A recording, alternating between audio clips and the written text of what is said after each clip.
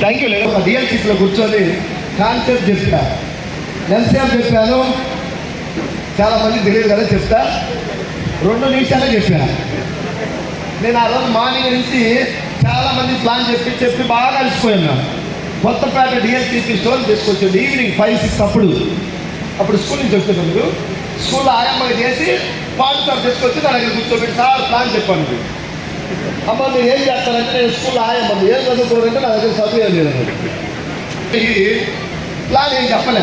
అమ్మాయి prestige company, Indian company, అమ్మా లేకుండా ఎక్కడెక్కడికి వెళ్తారు అటెళ్ళండి అటు కూర్చోండి కూర్చో ప్లీజ్. నాకు అంతా 3 యాక్టివ్ లేక ఎక్కువ చెప్పలేదు. ఇండియన్ కంపెనీ, వెస్టీజ్ కంపెనీ అమ్మా, ఇందులో సోపు, పేస్ట్, టీ పొడి, షాంపూ ఉంటుంది. నువ్వు కొనుక్కో, 1000-1500 ఐడి ఫ్రీగా ఇస్తారు వాడమని చెప్పాను. అంతే. నాకు కూడా చాలా సార్ ఉంది. ఆన్ ది స్పాట్ స్టోర్లో తీసుకొని వెళ్ళి ప్రోడక్ట్. దేవుడు రాకున్నప్పుడు తప్పించుకోలేము మనం. ఒక్కొక్కరికి 2-3 గంటలు చెప్పిన ప్లాను. వాళ్ళు ఆలోచిస్తున్నారు, సెర్చ్ చేస్తున్నారు. సమాజంలో సెర్చ్ చేసే బ్యాచ్ ఎక్కువ ఉన్నారు. ఆయమ్మ ఏం తెలియదు మనం నేర్పచ్చు అంతా. నాకు ఏమీ తెలియదు అన్నట్టుగా ఇక్కడ కొన్ని ప్రోడక్ట్లు కొనుక్కొని వెళ్ళమంటే అప్పుడే ప్రోడక్ట్లు కొనుక్కొని వెళ్ళింది. అప్పటి నుంచి మాతో జర్నీ చేస్తూ ఈరోజు మేమందరం కూడా ఊహించినటువంటి గొప్ప లీడర్గా మారింది. ఆయమ్మ బిగి మేడం మాటలు విన్నావా? ఒక 5 minutes టైం ఎక్కువ లేదు. ఇంకా 2-3 లీడర్లు ఉన్నారు, పెద్ద లీడర్లు. ఈరోజు పెద్ద లీడర్లు కూడా అందరికి తలా 5-10 నిమిషాల లోపే ఉంటుంది కాబట్టి సమయాన్ని సందర్భానుసారంగా మాట్లాడాలి.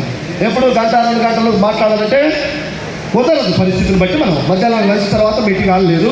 ఆయమ్మ మాటలు విన్నావా? ఆయమ్మ కాదు, ఇప్పుడు ఆయమ్మ అంటే కొడుతుంది లీడర్ అమ్మ. 4 లక్షలు వచ్చే ఆయమ్మ ఎక్కింది.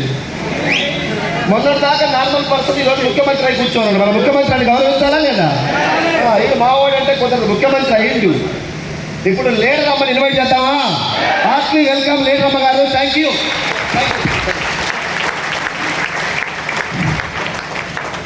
Good morning Kotappa. తల్లిదండ్రులు పిల్లలకు జన్మనిచ్చే తల్లిదండ్రులు, అవునా కదా? నేను మాత్రం ఎస్ఐలో పునర్జన్మనిచ్చి ఇక్కడికి వచ్చి నేర్చుకొని ఇక్కడ కూర్చున్నా. మహాగురువు గారి సబ్జెక్ట్ తీసుకొని స్టార్టింగ్ అక్కడ డోర్ దగ్గర నిలబడి 11 మంది వచ్చాం. Meeting, training, home meeting separate చెప్పిన మాటలే. ఆ మాటలు ఏదో ఒక 5 నిమిషాలు చెప్తా. Good morning. కొత్త వాళ్ళ గురించి, నా పేరు బీబీ, హైదరాబాద్. ఇందులోకి రాకముందుకు ప్రైవేట్ స్కూల్ ఆయమ్మని. ఆయమ్మ అంటే చిన్న పిల్లల దగ్గర చేసే ఆయమ్మని. స్టార్టింగ్ 3000 ఇచ్చారు. 8000 రావడానికి 15 సంవత్సరాలు పట్టింది ఆయమ్మగా. అక్కడ చేసేస్తారా చేయకపోతేస్తారా చెప్పాలి.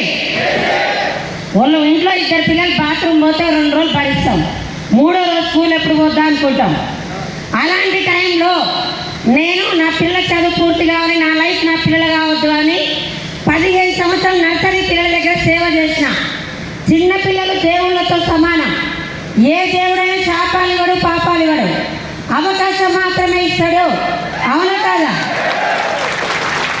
ఈరోజు నేను ఇక్కడ మీ ముందు నిలబడి మాట్లాడడానికి కారణం మా గ్రేట్ అప్లెంట్ పాండు సార్కి, మన మహాగురువు గారు ఎంఎస్ సార్కి, కంపెనీ పెట్టిన దేవుడు గౌతమ్ బాలి సార్కి నేను నా ఫ్యామిలీ 3 తరాలు రుణపడి ఉంటాను.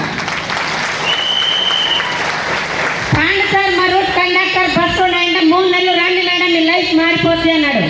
నేను వినిపించుకోలే. ఒకరోజు నాకు బస్సు ఆపకుండా పోయిండు. ఈయనతో నాకు గొడవ ఎందుకు? ఒక మీటింగ్కి వెళ్ళి ఈయన బాగుంది కానీ మా ఇంట్లో వద్దని చెప్పాలని ఒక మీటింగ్కి వచ్చిన. ఆ మీటింగ్లో కొన్ని ప్రొడక్ట్స్ వాడుకున్నా. వాడుకున్నాక నాకు 10 సంవత్సరాల పాయింట్లు తగ్గిపోయినాయి. తగ్గిపోయినాక వేరే వాళ్ళు చెప్పచ్చలేదా? ఒక నలుగురు చెప్పాను.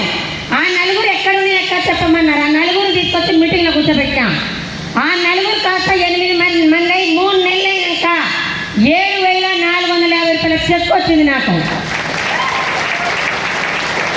ఆ చెక్కు తీసుకున్నాక డబ్బు ఎలా వచ్చిందో తెలుసుకోవాలా లేదా?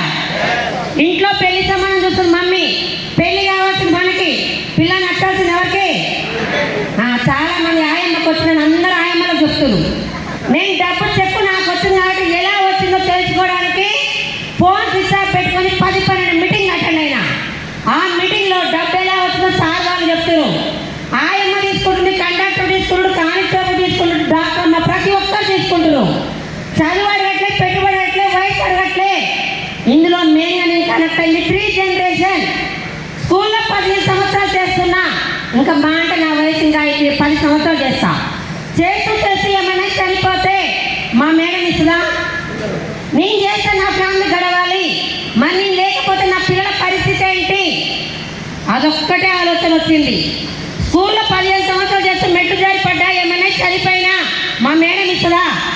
మీరు చేసే జాబ్లలో ఇస్తారా? అప్పుడు నా ఏమైతే నా ఫ్యామిలీ రోడ్డు మీద పడాలి. మీరందరూ అనుకోవచ్చు అమ్మ ఉంటుంది